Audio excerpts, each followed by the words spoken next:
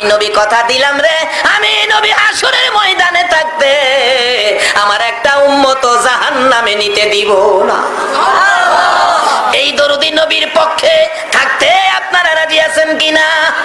আমার আল্লাহ বন্ধুর ব্যথা দেখে বারবার আমার আল্লাহ বলতেন, বন্ধু গো এত ব্যথাই তুমি ব্যতীত কেন?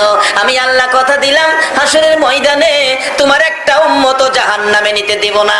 যতক্ষণ পর্যন্ত তুমি নবী খুশি না হইবা ততক্ষণ পর্যন্ত আমি আল্লাহ জান্নাতের দরজা বন্ধ করব না। আমার নবী তখন চোখের পানিগুলো জর্জর করে ছেড়ে দিলেন, প্রভু গো আমাকে খুশি করার জন্য জান্নাতের দরজা খুলে রাখবেন। হ্যাঁ বন্ধু কথা দিলাম, আমাকে যদি খুশি করার জন্য এত কিছু করতে পারেন, আমি একটা দাবি করি, এই দাবিটা আপনি পুরা করেন। কি দাবি বন্ধু? প্রভু হাসরের ময়দানে আমার উম্মতের গুনার খাতাগুলো আমি নবীর হাতে দিলে আমি খুশি